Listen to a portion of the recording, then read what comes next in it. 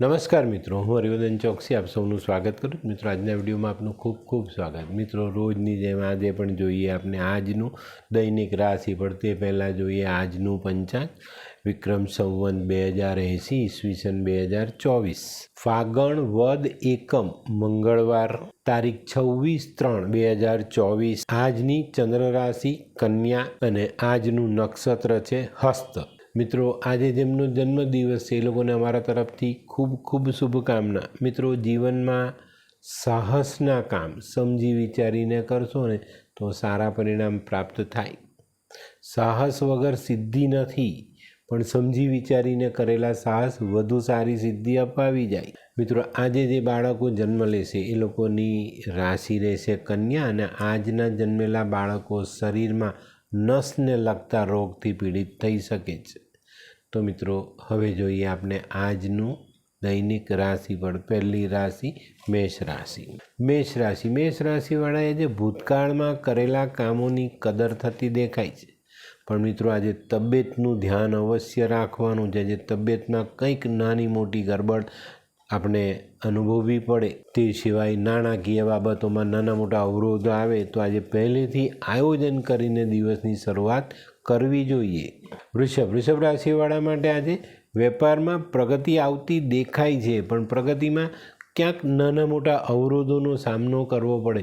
તો આજે આપણામાં રહેલી સમજ શક્તિ, સહનશક્તિ, બુદ્ધિ, આવડત, મહેનત આ બધા પાસાને જોડી દઈએ તો આજની જે પ્રતિકૂળતાઓ આપણી સામે આવવાની, જેને પાર કરીને આપણે આગળ સફળતાના રસ્તે ચાલી શકીએ. આજે ખોટો ખર્ચ વધે નહીં એની કાળજી રાખજો. મિથુન રાશિવાળા માટે આજે કંઈક નવું આયોજન થતું દેખાય છે. પણ મિત્રો, નવું આયોજન સમજી વિચારીને બે યોગ્ય માણસની, ઘરના વડીલની સલાહ લઈને, કારણ કે આજનું આયોજન તમારી આર્થિક ચિંતાઓ વધારનારું પણ સાબિત થઈ શકે છે. આજે કોઈ નજીકના સ્નેહી સાથે વાત કરવાથી તમને ઘણો લાભ મળે. કર્ક રાશિવાળા માટે આજે સામાજિક કામમાં સારી સફળતા મળે. મિત્રો, આજે લાભ કરતા વ્યય વધે નહીં એની કાળજી અવશ્ય રાખજો. આજે ખોટી ચિંતાઓથી દૂર રહેવાનું છે અને ઘરમાં વાદ વિવાદ ન થાય એની કાળજી અવશ્ય રાખજો. સિંહ રાશિવાળાએ આજે કોઈ નાનકડો પ્રવાસ થવાની શક્યતા જ, પણ પ્રવાસમાં ખૂબ સાચવીને ચાલવાનું જ. વાગવું, પડવું, ઈજા થવી, કિંમતી સામાન ખોવાઈ જવું, આ બધી ઘટનાઓ આજે બનતી દેખાય. આજે છે ને આપણા મનમાં રહેલી મુરાદ આપણા મનમાં જ રહી જાય ને આપણે કંઈક બીજા રસ્તા પર ભટકી જઈએ. તો આજે ધ્યાનથી આગળ વધવું. કન્યા રાશિવાળા માટે આજે સવારની શરૂઆત કંઈક અઘરી લાગે, પણ મિત્રો, આપણા નજીકના જે કંઈ બી સ્નેહીઓ છે, મિત્રો છે, કુટુંબી સભ્યો છે, બધા તમારી વારે આવતા દેખાય છે અને આ લોકોના સાથ સહકારથી આજનું કામ આપણે સરળ કરી શકીએ. આજે કોઈ દૂરના સગા સંબંધીથી મળવાનું થાય. હોય લગ્ન મિલાપમાં વિઘ્ન કે પછી હોય બાળકને લગતી સમસ્યા, હોય શરીરમાં કોઈ ગંભીર બીમારી કે પછી હોય દાંપત્ય જીવનની સમસ્યા અથવા તો છે નોકરીની સમસ્યા, આ તમામ સમસ્યાના ઉકેલ માટે જોતા રહો લાલ કિતાબ.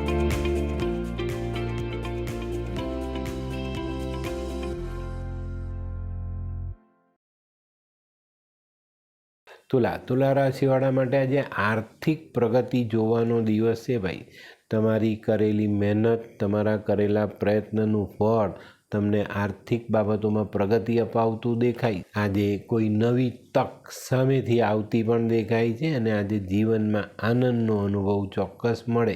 વૃશ્ચિક રાશિવાળા માટે આજે જમીન, મકાન, વાહન, બીજા કોઈ પણ પ્રકારની મિલકત આ અંગેના કામોમાં ખૂબ સારી સફળતા મળતી દેખાય. મિત્રો, આજે કાર્યો સફળ થવાના છે, પણ તમારે એક નાનકડી બાબતનું ધ્યાન રાખવાનું છે. કોઈ પણ જગ્યા પર ક્રોધ નથી કરવાનો, ગુસ્સો નથી કરવાનો, આ ધ્યાન અવશ્ય રાખજો. ધનરાશિવાળા માટે આજે સામાજિક કામોમાં સારી સફળતા મળતી દેખાય છે. પણ મિત્રો, આજે આર્થિક બાબતોમાં થોડીક સાવધાની રાખીને ચાલશો તો ત્યાં પણ સારી સફળતા મળે. આજે બને ત્યાં સુધી વાદ વિવાદથી દૂર રહેવું અને મનદુખ કોઈની પણ સાથે કરવું નહીં. મકર રાશિવાળા માટે આજે કંઈક નવી યોજનાઓ પર વિચાર કરવાનો દિવસ છે. મિત્રો, આજે વિચારેલી યોજનાઓ જો તમે બરાબર વ્યવસ્થિત રીતે કોઈકની સાથે ચર્ચા વિચારણા કરીને પછી એને પેપર પર ઉતારશો તો ભવિષ્યમાં એને અમલમાં મૂકવા માટે સરળતા થશે. આજે આવક વૃદ્ધિ થતી દેખાય છે અને જીવનમાં કંઈક નવા સારા સંબંધોનો ઉમેરો થાય. કુંભ રાશિવાળા માટે આજે આર્થિક સફળતાઓ મળતી દેખાય. આજે કૌટુંબિક સમસ્યાઓનો હલ આવે, નાણાં ભીડનો હલ આવે. આરોગ્ય થોડુંક સાચવીને ચાલશો તો પ્રવાસમાં પણ તમને સરળતા રહેશે. મીન રાશિવાળાએ આજે ખર્ચાઓની બાબતમાં સાવધાની રાખવાની છે અને આ સાવધાની જો તમે જાળવી ગયા તો તમારા અગત્યના કામોને આગળ વધારી શકશો અને એમાં સારો લાભ લઈ શકશો. તો મિત્રો, આ હતું તમારા માટે આજના દિવસનું રાશિફળ. હવે જોઈએ આપણે આજનો સુવિચાર.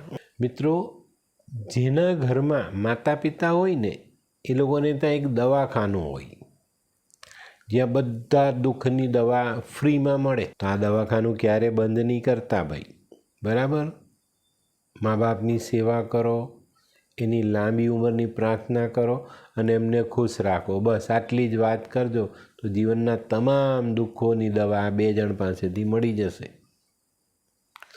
તો મિત્રો, હવે સમય થયો છે આજની વૈદ્યકીય સલાહનો. તો મિત્રો, હવે ઉનાળો આવશે ને ઉનાળામાં આપણે કોલેરા થાય તો કોલેરામાં જે તરસ લાગે ને પાણીની, એમાંથી બચવા માટે જાયફળનો ટુકડો નાખીને પાણી ઉકાળવાનું, એ પાણી ઠંડુ કરીને પીવાનું.